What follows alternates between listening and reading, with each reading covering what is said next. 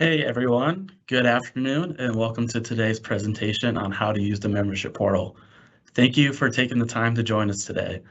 My name is Daniel Scotto, and on behalf of my colleague Brett Gordon, we're very excited that you're here today. On today's agenda, we will be focusing on the Eligibility Center membership portal, including who has access and how to use it. Brett will cover 4 important things you'll need to learn, including activating students to your IRL, how to monitor student accounts, how to locate resources, information you need, and how to contact our customer service team. And at the end, we'll save some time to ask a few questions and answer any questions that we may receive throughout the chat. Today we're going to be learning about what the Eligibility Center's membership portal is and how to use it. Before we get started, let's just do a little review on why the membership portal is important.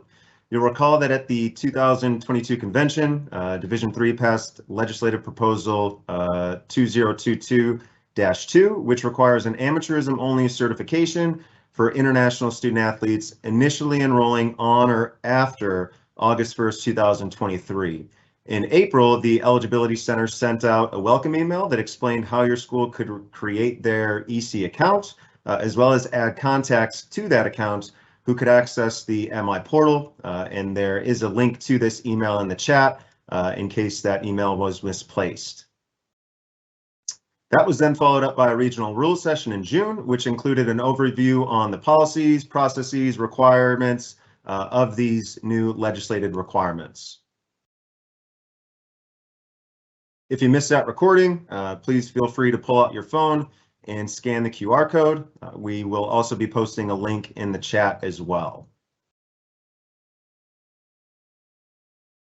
So in that presentation, we discussed what the membership experience for Division III schools will be. A critical component of that experience is using NCAA apps to access the Eligibility Center's member institution portal. So today we're going to take a look at what the MI portal is and what you need to learn within the portal to meet the needs of the new amateurism-only certification requirement. And just one note as we begin to move forward here, the EC's membership portal provides access for Divisions 1, 2, and 3. So while the majority of this webinar is going to be specific and will apply to Division III, there will be some screenshots shown that include information specific to Divisions 1 and 2. If you do have any questions, obviously feel free to submit them in the chat. And again, we ask that you please include your email address. Our live chat team will try to answer all questions. If we're unable to get to any, we will be able to reach out via email. So please be sure to include your email address in the chat with your questions. So what is the membership portal? The MI portal is your go-to application for all things EC initial eligibility related. This includes important information, updates, policies and procedures, tutorials, publications, presentations, forms. So basically everything that you need, you will be able to find in the MI portal. Before your school gets access to the portal, it must have an established EC account. You'll know if your school has already created an EC account because the EC tile will appear in your NCAA apps page. So if you don't see that tile, we ask that you please contact your NCAA applications administrator. We put a link in the chat to find that your application admin. So again, if you need to work with your admin to have that tile added to your apps, please do so. Who has access to the portal? So your school's NCAA apps admin can add your name to the EC's contact list. Contacts on this list should be individuals who most frequently interact with EC staff. EC staff can only share student-specific information with individuals on the list. We'll show you how to update this list later on in the presentation, but different access levels exist. And as mentioned, those are established by your applications admin. So if you need updated access, again, we ask that you please work with your applications administrator. Let's take a look at how to use the MI portal. So we want this to be an interactive presentation. So For those of you with your computer and who are ready to follow along, let's log in now. To do so, go ahead and go to ncaa.org. And once there, we want to click on the menu button in the top right-hand corner, and that's the button with the 3 horizontal lines. So again, if you are following along, please go to ncaa.org now and select the menu button in that top right-hand corner. Once there, you'll just click to the right drop-down arrow in the membership section. And once that drop-down appears, go ahead and select My Apps. Here, you'll see all applications that are available to you. The number of app tiles that you see will vary depending on the permissions that have been assigned to you.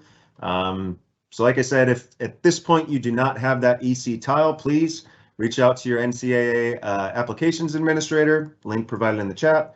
And then once you have access in place, you can go ahead and return to this webinar. We will get copies out to you.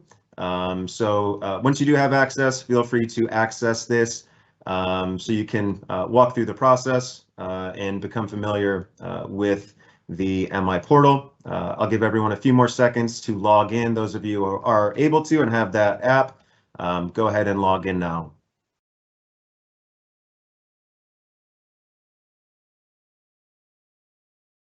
Okay, hopefully those of you who are able to log in are logged in. Once you're logged in, you will have visibility to the member portal homepage. Here you'll be able to navigate through various tabs and view important announcements. These important announcements could include information on closing, policy changes, service standard updates. Any important announcement you will be able to find on the homepage here under the announcement section. So when you are logging in, just be sure to pay mind to that section, just in case there are important updates that are announced. The exact number of tabs that you see at the top of the page will depend on your level of access. So these will differ by user, but typically your screen will include tabs for the following: IRL, reports, resources, and contact us. So we're going to take a look at each of these today, but first, let's check in to make sure everybody's good with the information that we've gone over so far. So please enter the code that's in the chat. Pull up your phones, pull up kahoot.it, and again, that code for our quiz here is 853393. So go ahead and enter that now. Feel free to use nicknames. I usually just keep it simple with BG, my initials, but you guys can get as creative as you want to. So again, that game code is 853393. If you are able to participate, please get that game code entered so we can move to our first knowledge check. All right, hopefully that's enough time for everybody. So our first knowledge check. If your NCAA applications doesn't include the EC tile, what's the correct process? A, contact the Eligibility Center customer service team. B, request access from your school's NCAA applications administrator. Or C, email your school's IT department. And the answer is B, request access from your school's NCAA applications administrator. So not surprisingly, the majority of us, nearly all of us, got that right. So great job. Again, if you don't see that EC tile, please reach out to your NCAA applications administrator, and that is a mouthful to say. All right, once you're in the portal, there are 4 main things you'll want to learn, and we're going to touch on each of those. Activating students to your IRL, monitoring progress of specific accounts, updating your sponsored sports list, and accessing resources, information, and support. The first, we're going to start with activating your students to your IRL. The first step to activating a student to your IRL is selecting the IRL activation tab, or IRL activation option on the IRL tab. So in that drop-down that appears, you'll select IRL activation. And you might be asking, what is an IRL? Your IRL, or your institutional request list, is your school's list with the eligibility center system of student athletes who are actively being recruited by your school. Activating a student to your IRL is the first step toward getting a student's amateurism certified by the eligibility center. Students must have an eligibility center certification account before they can be located in our system and added to your school's request list. To locate a student, click the IRL tab, and in the drop-down, you're going to select IRL activation, and this is going to take you to the IRL activation search screen that's seen here on the slide. You can find your student by searching using their NCAA ID number, first and last name, or even by the high school that they've entered into their eligibility center account. Once you've located the student, you're going to check the box next to the student's ID, and you are going to click Activate. The Activate Deactivate button is going to toggle depending on the student's current IRL status, either active or not active. And you'll see here in the screenshots what that's going to look like in the portal. As mentioned, you can also search by the student's high school, and we have created, again, this is interactive, so we've created a sample student to add to your IRL today. So for those of you who are logged in and following along, let's locate the sample student's account using the high school search method. So go ahead and click Use Student's Current High School in Search. That new window is going to appear, and in the dialog box that appears, we want to enter Ayers Prep in the high school name dialog box, and then we'll click Get. So Ayers Prep right there, AYRES Prep. So go ahead and get that information entered and click Get. Now, the search results that you'll see will include all students from that specific high school who currently have an EC certification account.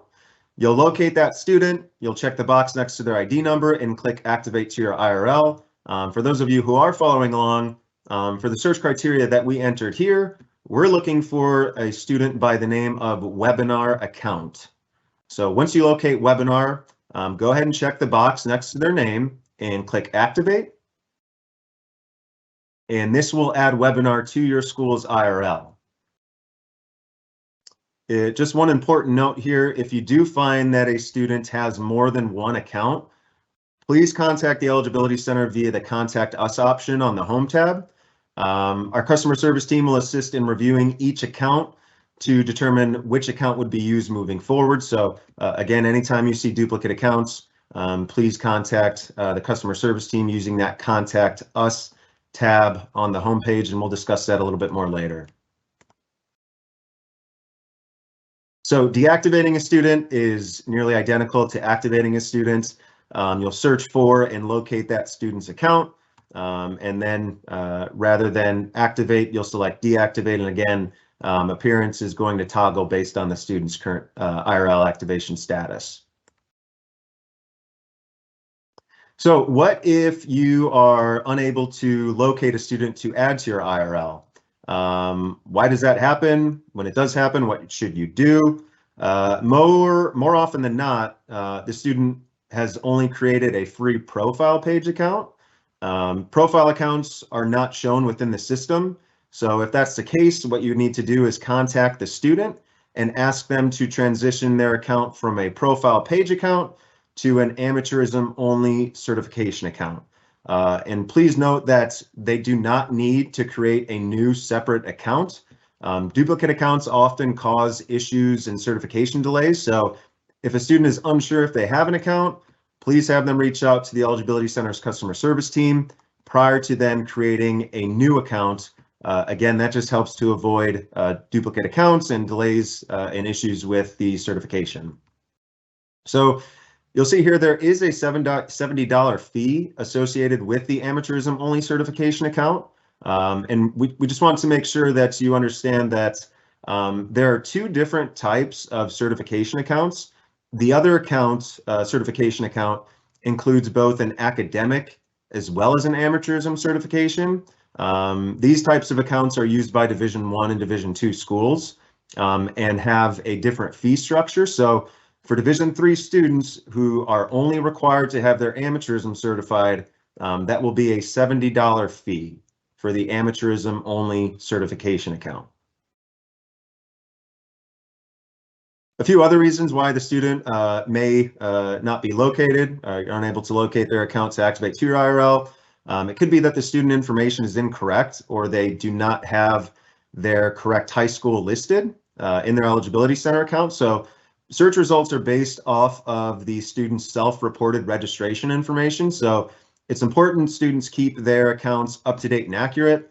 If you're not able to locate a student, try searching by another method. You can use their sport. You can use their NCAA ID. And if you can't locate the students, again, we ask that you please use the Contact Us tab. Eligibility Center's customer service staff is more than happy and more than willing to provide any assistance. So please use the Contact Us tab to reach out to customer service. We will be able to provide assistance.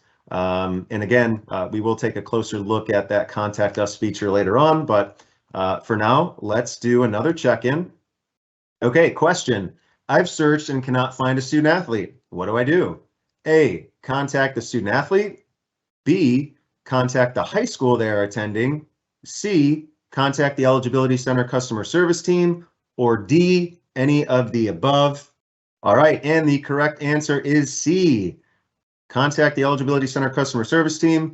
Again, not only for issues relating to not finding a student, for any issue, please use the Contact Us feature, contact the Eligibility Center's customer service team.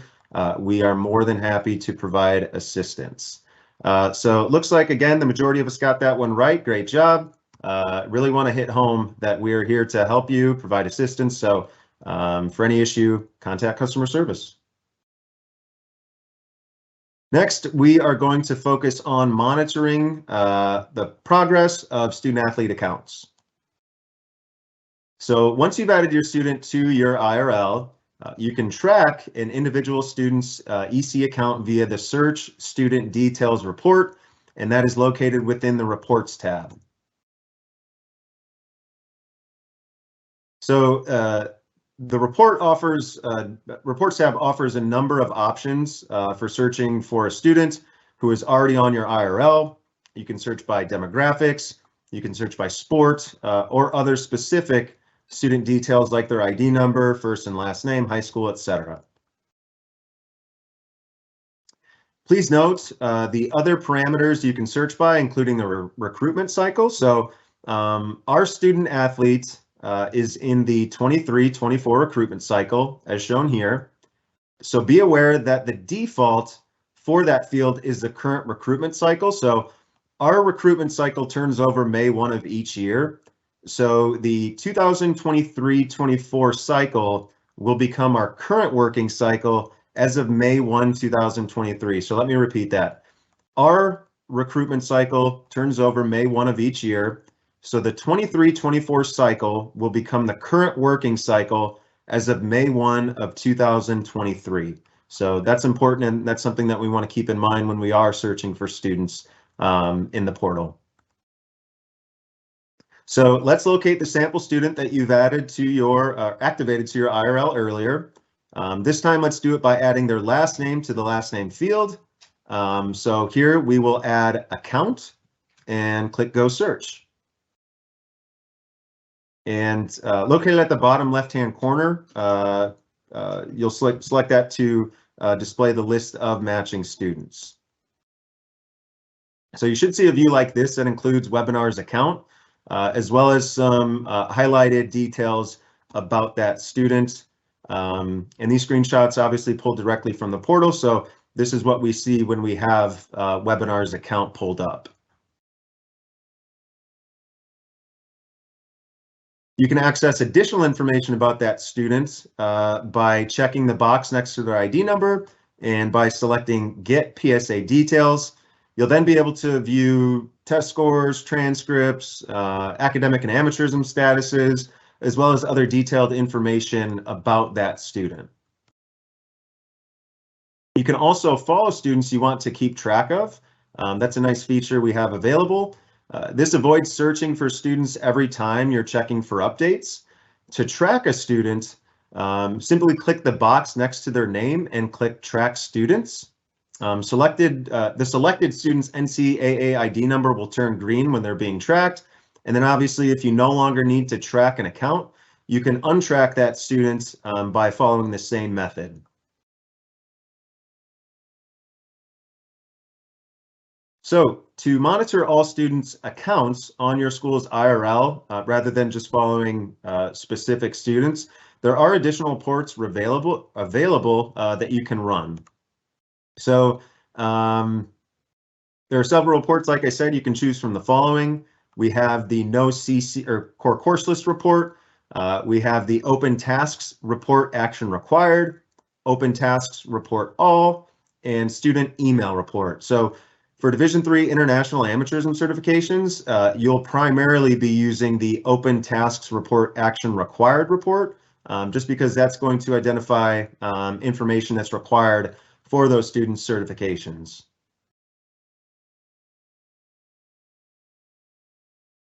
So it's nice, each of these reports you can actually download, convert to export as an Excel or PDF report. Converting the report, downloading the report as an Excel or PDF report is a great way to share information, student athlete information with your coaching staff. So any information, any outstanding information from students, you can run that open tasks report action required. You can export that as an Excel or PDF report, and you can hand that over to your coaches so that they can work with the students as well. All right. What is the default recruitment cycle in the system on the student details report on June 1, 2023? A, 22-23, B, 23-24, C, 24-25, or D, none of the above? And the answer is B, 2023, 2024. Remember, that cycle changes in our system May 1st annually. So great to see. Again, majority of us got that one right. So please keep that in mind as we are using that search field, just keeping awareness of the recruitment cycle. All right, next, we are going to take a look at updating your school's sponsored sports lists. It's important to keep your school's list of sponsored sports up to date. This is a very simple process. From your IRL tab on the portal's homepage, you'll select IRL, and then the drop-down, you will select Update Sports. Your school's currently selected sports will appear on the left side of the screen. So take a moment just to view the screenshot here. On the left are our active sports, and on the right are our non-active sports, our current non-active sports.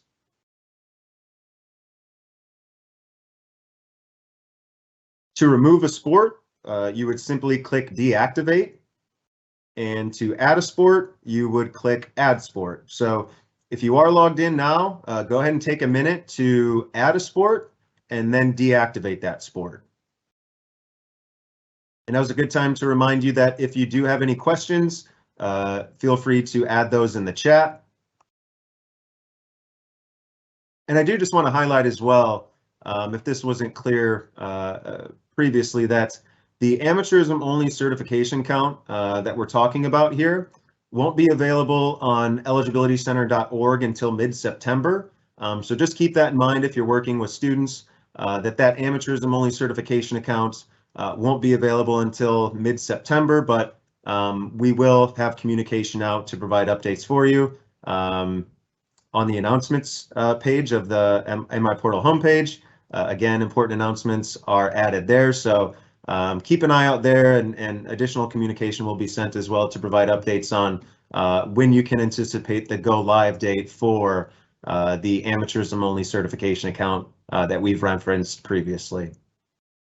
All right, so hopefully you've been able to successfully add a sport and deactivate that sport. Now, our last section here is going to include accessing the resources, information, and various support available on the MI portal. The Resources tab has a number of things you'll want to be familiar with. The Resources tab includes several important items, but the most important item being the Resource Links link. Within the resource links, there are a variety of instructional and educational materials that are available to member schools. Links to the latest educational opportunities offered by the Eligibility Center can be found here as well. So this is a screenshot pulled directly from the resource links page. And please note here the international section. So when you have time available, we ask that you take time to review the resources here in this section, just to familiarize yourself with some of the content and where to locate that content.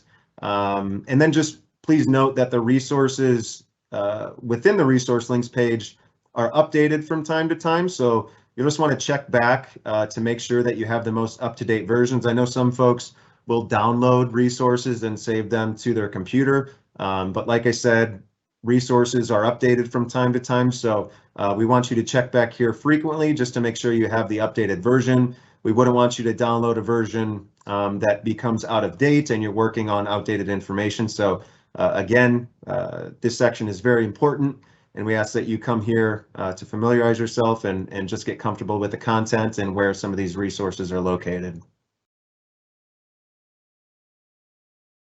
The second item of note on the Resources tab is the View or Update Contacts option. Here you will update your school's contact information. So to do so, you would select the View Update Contacts tab under the Resources tab. We saw that previously. To edit or delete a contact, you would simply click the preferred option, Edit or Delete, as shown at the left here. And this is located just below that specific content or contact you're looking to update. Then you would just simply type into the field to update that information. And to add a new contact to an empty MI contact field, you would simply click Edit and type in the new contact's information, first name, last name, title, email address, and phone number. It's important to keep this information updated, email address and phone number especially, just because oftentimes the Eligibility Center will reach out to you via email or phone. So you want to make sure that those are up to date and accurate, just so we're able to get a hold of you in a timely manner. Some best practices for your school's contact list. Important to note here that the first and second contact should be those who interact with the Eligibility Center most. Again, if we are reaching out to an institution about a prospective student-athlete's account, oftentimes we will reach out to the first and second contact. So if you will be, the individual who is in most contact with the Eligibility Center or who should be contacted by the Eligibility Center, you want to be listed as the first or second contact. Each NCAA school can have up to 10 contacts. Important to note here that the first 2 contacts are automatically subscribed to the Eligibility Center's member institution newsletter. So if you are not listed as the first or second contact, we would suggest subscribing to the newsletter. You can do that through the resource links page, or I believe a link is going to be posted in the chat as well that will take you to that subscription page. So if you're not a primary or a first or second contact, go ahead and subscribe. If you're not sure if you're a first or second contact, go ahead and subscribe anyway. Our system would delete duplicate subscriptions, so no issue if you want to go ahead and subscribe now if you're not sure if you'll be a first or second contact with your school. Like I said, it's important that the email address used is a university or institutional email address, and it's important that those are up to date and accurate, just in case we need to communicate with you about a prospective student-athlete's account. And then, of course, we do ask that you review your school's contact list at the start of each semester, or when changes occur, just so, again, that information is up to date and accurate. So the last item on the Resources tab is the Upload Documents section. So you are able to upload some information via the MI portal. and that information would land directly in a student's account. So this area, again, provides institutions with the opportunity to upload documents that a recruit may need as part of their certification. So the first thing that you would do is use the search criteria to find the student's accounts for whom you need to upload a document. Once you've located that student, you'll then have the opportunity to upload documents directly to their account.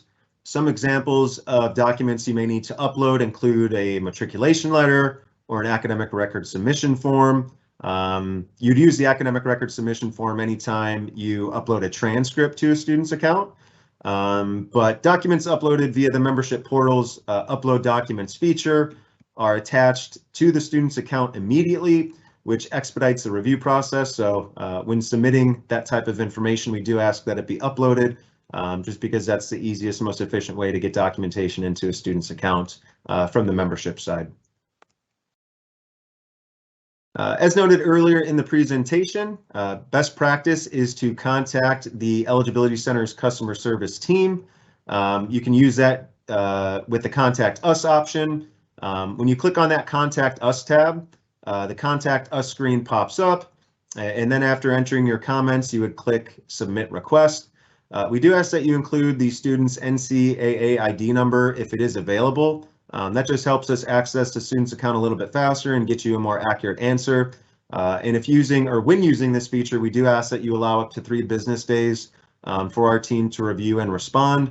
Oftentimes we are we're able to respond much faster than that, but we do ask for at least 3 business days. And again, can't emphasize this enough. Please do not hesitate to contact our customer service team. We are here to provide assistance and to make this process as smooth as possible. So please, if you have any questions, use that Contact Us feature and we will be able to provide that assistance when necessary. Okay, we've covered everything. So please remember that everything that we've reviewed here is going to be included in this document. So go ahead and scan the QR code. Or click, I believe a link is going to be posted in the chat as well. So scan the QR code, click the link, but all the information covered will be there. So I think Daniel has some questions that we've received. So I will hand it back over to him and we'll get into those questions. Thank you, Brett. Great presentation. Before we get into the questions, real quick, I just want to remind everyone that the amateurism only account required for Division III international students that Brett referenced throughout the presentation today, it won't be available on eligibilitycenter.org until September. Please watch for more information on this in the September newsletter, and you can sign up for that Division III newsletter with the link that's about to be posted in the chat. So please be sure to remember to look out for that and watch out for information. So at this time, I am going to ask you just a few questions I have for you, Brett. Sure. The first one here is, what is the earliest that a fall 2023 international enrollee can register with the EC and request their final amateurism? Okay, so remember, students would need to register with that account type called the amateurism only certification account. And like Daniel said, just mentioned, this is coming September of 2022.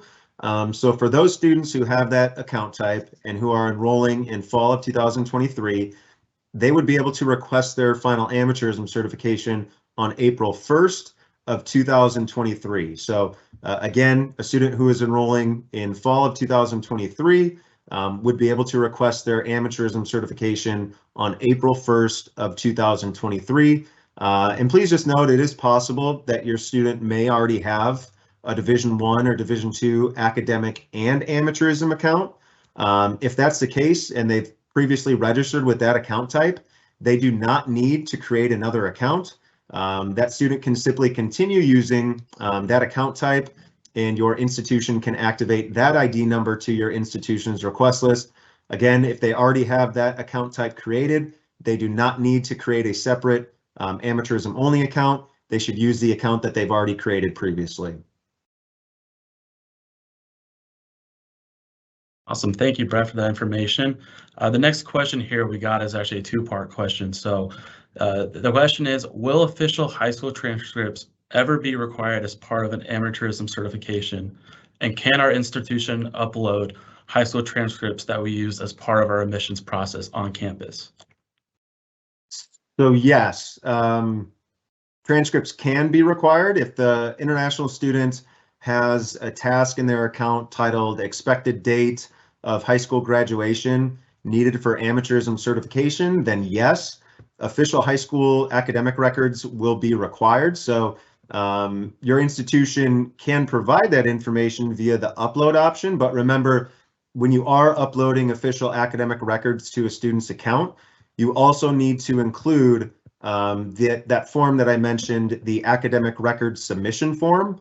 That form must be included anytime you're uploading academic records to a student's account, but yes, that information can be uploaded via the MI portal, and we highlighted that earlier on how you would go about doing that. Awesome, thank you for that. Our next question here is, how often is it recommended that our D3 institution log into the EC portal app to track on the international students' account progress? Yeah, because just the variety of tools that are available in the MI portal, we discussed them, IRL activation, that open task report, the track PSA feature. You'll probably find yourself logging in quite frequently, actually. But the best practice is going to depend heavily on who you're recruiting at the time, what time of the year it is. Essentially, the more recruiting activity, the more you will be interacting with the eligibility center and logging into that account to check in on accounts, to check in on students, activate IRLs, etc. So it just depends on the time of year and how heavily coaches are recruiting at that time. Awesome. We got another question here about the EC portal app. So the question is, should our institution's application administrator grant EC portal app access to all of our coaches on campus? Yeah, so it really depends. Granting access to the app is at the discretion of the app administrator. So granting that portal access, but not assigning the specific coaching staff member, coaching staff member with a role, may be a great place to start for those coaches. So yeah, really it's at the discretion of the app administrator, but like we mentioned, you can grant different access. Just allowing them access to the app and not providing them with a role could be a good place to start with the coach who is recruiting international students. Great, thank you. So we have a couple more questions to get to, but before that, I just want to take a reminder to get out your phone and you can scan these QR codes to follow our social media. These are very important as it is all of where our information is posted. If you can see there below, there's our Facebook, Instagram, and Twitter handle. So if you would, you can either pull out your phone and scan the QR code to follow these, or you can just look them up on your Facebook, Instagram, and Twitter. Now, like I said, just a couple more questions before we wrap up here today. Brett, once an international student has been activated to our IRL, when can I view their current task list? Yeah, so just we highlighted some of those reports earlier. If you have EC portal access, you can run that search student details report. There you can locate a specific student. And once you sort of dig into that student or run that report, sorry, you'd be able to view student-specific account details, and that would include a list of assigned tasks for that specific student. So if you do need to view that list, you can run that report, or you can search for, locate that student, click that get more PS or get PSA details, and there you'd be able to find specific tasks to that student. But you can run that report and that will show tasks for more than one student if that's what you're looking to do. Great. We got our last question here, and it's a two-part question again. Okay. What will the international student registration fee be for the EC account registration? And will the EC be offering a fee waiver option? Yeah, so for that amateurism only certification account that's going to become live sometime this September. Again, we will provide communication on when we're expecting that go live date. That fee is going to be $70. But yes, coming soon, the Eligibility Center will allow future international students the opportunity to receive a fee waiver during their account registration rather than having to pay that $70 fee. So when a student registers and selects fee waiver eligibility, there would be a task assigned to their account within 24 to 48 hours with direction on how to move forward with submitting that fee waiver for review. But amateurism only certification account will go live sometime in September. That will be a $70 fee. Yes, there will be a fee waiver option for those students who indicate that when registering, and information on how to have that fee waiver applied will be made available in the task that is assigned to the student's account. Awesome. Thank you, Brett. Thanks for answering all those questions. Those were all the questions that we had today. But I just want to say on behalf of myself and the rest of the team here, thank you for joining us today. Just a reminder that our Contact Us tab that Brett talked about earlier is the easiest way to get in contact us. And a final reminder that in the coming days, you will receive a link with a recording to the presentation. Thank you again, everyone, for joining us today, and we really look forward to working with you all.